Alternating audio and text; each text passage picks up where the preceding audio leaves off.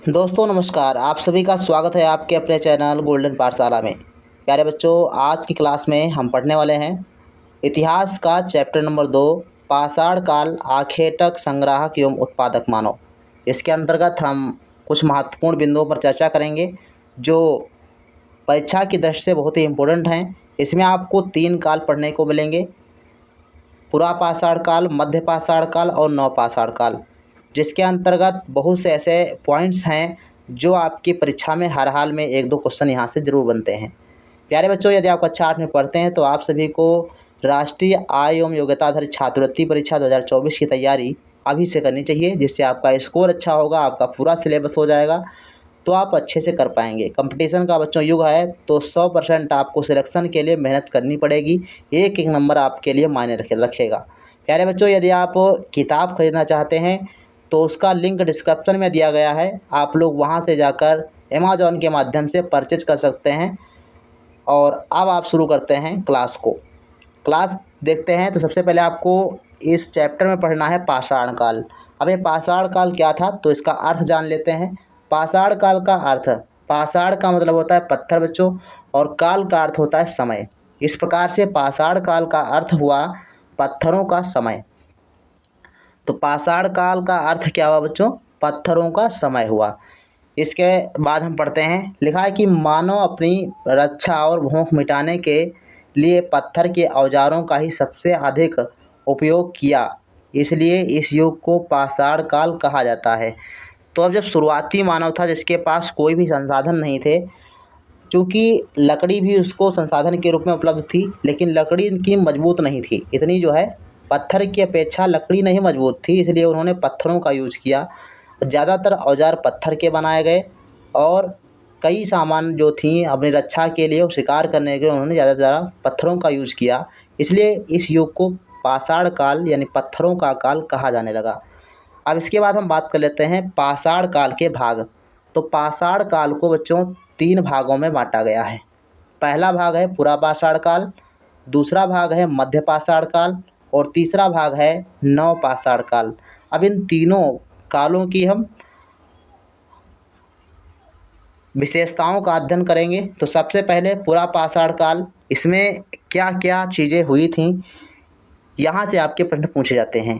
तो सबसे पहला पॉइंट इसमें लिखा है, इस काल में मानव खुले आकाश के नीचे नदियों या झीलों के किनारे रहता था, इससे उसे शिकार करने में आसानी होती थी। तो ये आपसे प्रश्न पूछा जाता था कि जो आदि मानव जो था, जो प्राचीन कालीन मानव था, वो नदियों के किनारे और झीलों के किनारे क्यों बसता था? तो इसका मुख्य कारण ये था कि उसे शिकार करने में आसानी होती थी। इसके बाद है पॉइंट नंबर 2, शिकार करने के लिए पत्थर के औजारों का प्रयोग करते थे। ठीक, ये पूरा पाषाण काल की बात है। इसके बाद है मांस और कंदमूल फल इनका मुख्य भोजन था, तो यहाँ पर भी आपको ध्यान देना है। इसके बाद है ये है मानव की आखेटक अवस्था थी। अब यहाँ पर समझिएगा, आखेटक का मतलब क्या होता है? जो शिकारी होते हैं उसको आखेटक कहा जाता है। तो इस समय जो मनुष्य था यानी पूरा पाषाण काल में का जो मानव था वो केवल शिकार पर आश्रित था, यानी शिकार करना और भोजन करना, शिकार के बाद भोजन करना, यही उसका काम था। तो इसलिए इस स्थिति में मानव को आखेटक की अवस्था कहा गया। इसके बाद है आग की खोज इस काल की प्रमुख उपलब्धि है। अगर प्रश्न आपका आता है कि आग की खोज किस काल की देन है या किस काल में हुई थी, तो पूरा पाषाण काल में आग की खोज हो गई थी, इसको आप टिक करेंगे। इसके बाद है पॉइंट नंबर नेक्स्ट, इस काल के अंत तक मानव ने चित्र बनाना और हड्डी के औजार बनाना सीख लिया था। अब यहाँ से प्रश्न बच्चों आ सकता है कि मानव ने हड्डी के औजार बनाना कब सीखा? तो हड्डी के औजार बनाना पूरा पाषाण के अंत में, यानी पूरा पाषाण काल के समय के अंत में उन्होंने हड्डियों के औजार बनाना भी सीख लिया था। इसके अलावा है चित्र के औजार, मतलब चित्रों को बनाना भी सीख लिया, और वो भी चित्र किस प्रकार से? शिकार करते हुए चित्र को जो है दर्शाया गया है आपकी किताब में। इसके बाद है मृतकों को कब्र में दफनाना भी मनुष्य ने सीख लिया था पूरा पाषाण काल में। यानी पहले क्या था, जब शुरुआत में मानव था तो उसने जो है जब व्यक्ति मरता था तो उसको ऐसे छोड़ देते थे, मर गया उसको छोड़ दिया। लेकिन जब पूरा पाषाण का अंत आया तब तक मानव ने बहुत जो है सारी प्रगति कर ली और उनकी समझ में आया कि ये व्यक्ति मर गया है तो उसको दफनाया भी जाए। तो पुरा पाषाण काल के अंत में जो है मनुष्य ने मृतकों को कब्र में दफनाना भी सीख लिया था। अब इसके बाद हम बात करते हैं मध्य पाषाण काल की। मध्य पाषाण काल में भी कुछ महत्वपूर्ण पॉइंट हैं जिस पे आपको नज़र रखनी चाहिए, आपको चीज़ें याद करनी चाहिए थे। ये चीज़ें बच्चों ऐसी हैं जो आपको 2-4 बार जब आप पढ़ेंगे और उसके बाद अपने मन में रिवाइज़ करेंगे तो आपको अच्छे से याद हो जाएगा। खेती करने की शुरुआत बात करें, अगर खेती करने की शुरुआत किस काल में हुई थी तो मध्य पाषाण काल में। इसके बाद है इस काल में मानव ने प्रथम पालतू पशु कुत्ते को बनाया था। यानी अगर पूछेगा कि मानव का प्रथम पालतू पशु कौन सा है तो कुत्ता है। अब ये किस काल में बनाया गया था तो बच्चों मध्य पाषाण काल में मानव ने पहला पालतू पशु बनाया जिसको कुत्ते को बनाया था। ठीक, इसके बाद है मानव भोजन संग्राहक बन गया। जो पुरा पाषाण काल था उस समय मानव क्या था, आखेटक था, केवल शिकार करता था। अब मध्य पाषाण काल में क्या हुआ, संग्राहक बन गया। संग्राहक का मतलब है भोजन को इकट्ठा करने लगा। समझ आई बात। जब खेती करता था, खेती करने की शुरुआत हो गई तो उन्होंने जो है उस अनाज को इकट्ठा करने लगा। इकट्ठा करने का मतलब संग्रह करने लगा, जिससे वो संग्राहक कहलाया। ठीक, इसके बाद है इस काल के औजार पुरा पाषाण काल की अपेक्षा सुडौल और छोटे हो गए। यानी जो औजार बहुत बड़े थे, बेडौल थे, बेढंगे थे, वो मध्य पाषाण काल में थोड़ा सा और सुधर गए, उनमें थोड़ा सा सुधार हो गया, तो छोटे औजार हो गए और सुडौल होने लगे। समझ में आई बात। तो ये चीज़ें आपको मध्य पाषाण काल में याद रखनी है। यहाँ से ये मेन चीज़ें हैं, आपको याद रखना है। अगर प्रश्न आएगा कि मध्य पाषाण काल में महत्वपूर्ण चीज़ क्या हुई, मानव में क्या परिवर्तन आया, तो मानव जो क्या था, संग्राहक बन गया था। इसके अलावा कुत्ते को अपना पहला पालतू पशु बनाया था। इसके बाद है पॉइंट नंबर 3 जिसमें हम पढ़ेंगे नव पाषाण काल। अब नव पाषाण काल से कई बार प्रश्न आए हैं। सबसे पहला है भली भांति खेती करना प्रारंभ कर दिया। मानव ने सबसे पहले खेती करना प्रारंभ किया था वो था मध्य पाषाण काल, लेकिन भली भांति से खेती करना प्रारंभ कब किया तो नव पाषाण काल में। तभी से नव पाषाण काल शुरुआत होता है जब से मानव ने एक अच्छी तरीके से, अच्छे ढंग से खेती करना प्रारंभ किया, उसी समय से नव पाषाण काल प्रारंभ होता है। ठीक, इसके बाद है इस काल का मानव भोजन उत्पादक कहा गया। यानी कहने का तात्पर्य ये है, पहले जहाँ व्यक्ति शिकार करने पर आश्रित था वही अब भोजन का उत्पादन करने लगा, तो इस समय उत्पादक बन गया। तो इस काल में मनुष्य क्या हुआ, उत्पादक बन गया। इसके बाद हम नेक्स्ट पॉइंट है पशुपालन का प्रारंभ।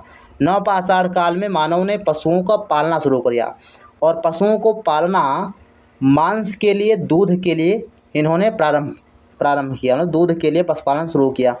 इसके बाद है हत्थेदार कुल्हाड़ी, हंसिया इस काल के प्रमुख औजार थे। यानी इस काल में ये अच्छे ढंग के हत्थेदार कुल्हाड़ी आ गई, हंसिया आ गया जो इस काल में चल रहा है, अच्छे से हंसिये आ गए। तो ये प्रमुख प्रकार के औजार थे जिसमें एक नई जो है तरीके से उनको बनाना प्रारंभ कर दिया गया। इसके बाद है मिट्टी और छप्पर वाले घर, बस्ती और गाँव का विकास हुआ। तो सबसे पहले आपको ध्यान देना, नव पाषाण काल में बस्ती और गाँव का विकास हुआ। इससे पहले जो व्यक्ति था वो जंगलों में रहता था और इधर उधर गुफाओं में रहता था या पेड़ों पर रहता था, नदियों के किनारे रहता था। अब क्या हुआ, अब बस्ती बना कर रहने लगे, गांव में रहने लगे व्यक्ति। इसके बाद है मिट्टी के बर्तन पर नक्काशी एवं चित्रकारी बनाना, टोकरी बनाना, कपड़े बनाना, ये सब जो है नव पाषाण काल में शुरुआत हुई। तो मिट्टी के बर्तन बनाए गए, उन पर नक्काशी यानी चित्रकारी बनाई गई। और मूंज जो गांव में होती है, इसे मूंज की टोकरी बनाई थी, तो उसे मूंज की टोकरी बनाना प्रारंभ कर दिया। और कपड़े यानी सूत के कपड़े बनाना प्रारंभ कर दिया। तो ये सारे कार्य जो है नव पाषाण काल में प्रारंभ हुए। इसके बाद है मरने के बाद शवों के साथ खाने पीने की सामग्री और बर्तन हथियार रख देते थे। सुनाई बात। तो मरने के बाद इस काल में क्या है, शवों के साथ खाने पीने के सामग्री और बर्तन के हथियार भी रखे जाते थे। पुरा पाषाण काल में मानव ने जो है मृतकों को दफनाया, और नवपाषाण काल में क्या हुआ, उनके साथ में उनके जो उपयोगी सामान थे उनको भी साथ में दफनाना प्रारंभ किया। इससे जो है इससे एक महत्वपूर्ण जानकारी मिलती है कि उनके अंदर जो धर्म की भावना थी वो ये विकसित हो गई। आगे हम पॉइंट पढ़ते हैं तो इसमें लिखा गया है, पहिए का आविष्कार इस काल की प्रमुख उपलब्धि है। अब यहाँ से प्रश्न कई बार ये पूछा गया कि पहिए का आविष्कार कब हुआ था, तो पहिए का आविष्कार नवपाषाण काल में हुआ, ठीक, और आग की खोज पुरापाषाण काल में हुई। तो इन 2 पॉइंट को आपको विशेष करके याद रखना है। इसके बाद है, शवों के दफनाने के ढंग से धार्मिक विश्वास की जानकारी मिलती है। यानी जो मानव ने शवों को दफनाया उसके साथ में उसकी उपयोगी सामान भी दफना दी। इससे क्या हुआ, उनके जो इस प्रकार के दफनाने का ढंग था उससे धार्मिक विश्वास की जानकारी मिलती है, किस प्रकार के व्यक्ति इस समय थे। इसके बाद हम बात करते हैं, ये तो हो गए पुरापाषाण काल, मध्यपाषाण काल और नवपाषाण काल में। और नवपाषाण का जब काल का जब अंत आता है उस समय जो है धातु की खोज हो जाती है, जिसको धातु काल कहते हैं। अब यहाँ से इस काल के भी विशेषताएं पढ़ लेते हैं। तो यहाँ पर देखो, नवपाषाण काल के अंत में पत्थर के साथ धातु का इस्तेमाल शुरू हुआ, नवपाषाण काल के अंत में, समझ बात। लेकिन ये इसको नवपाषाण काल में नहीं रखा गया, इसका एक काल अलग होगा, धातु काल, ठीक। तो नवपाषाण काल के अंत में पत्थर के साथ धातु का इस्तेमाल हुआ। मानव ने सर्वप्रथम तांबा धातु का उपयोग किया, इसलिए इस काल को ताम्रपाषाण युग कहा जाता है। यानी मानव ने सर्वप्रथम तांबे धातु का उपयोग किया था। प्रश्न आएगा कि सबसे पहले मानव ने किस धातु का उपयोग किया, तो तांबे का उपयोग किया था, ठीक। तो तांबा धातु का उपयोग किया, इसलिए इस काल को ताम्रपाषाण युग कहा जाता है। इसके बाद है नेक्स्ट पॉइंट, तांबा और टिन को मिलाकर कांसा मिश्र धातु बनाना प्रारंभ हुआ। यानी तांबा और टिन, इन 2 धातुओं को मिलाकर के कांसा बनाना प्रारंभ हुआ, जिससे मानव ने जो है मिश्र धातु बनाई और उससे भी औजार बनाने प्रारंभ कर दिए थे। तो ये था कुछ आपका सेकेंड चैप्टर, जिसके अंतर्गत ये मुख्य मुख्य पॉइंट थे जो आपको हमने समझाया। आशा है कि ये क्लास आपको अच्छी लगी हो। अगर आपको ये क्लास अच्छी लगती है तो आप लोग कमेंट बॉक्स में लिखिए कि इसी प्रकार से और वीडियो उपलब्ध कराइए। तो सारे चैप्टर्स के आपको इसी प्रकार से PDF के साथ में वीडियोज़ भी उपलब्ध करा दिए जाएंगे। यदि आप किताब खरीदना चाहते हैं तो लिंक डिस्क्रिप्शन में दिया गया है, वहाँ से जाकर आप अमेज़ॉन के माध्यम से किताब को परचेज कर सकते हैं। इसके अलावा PDF के लिए हमारे टेलीग्राम चैनल को ज्वाइन करें और वीडियो को अपने दोस्तों के साथ ज़रूर शेयर करें। मिलते हैं नेक्स्ट वीडियो में, तब तक के लिए धन्यवाद।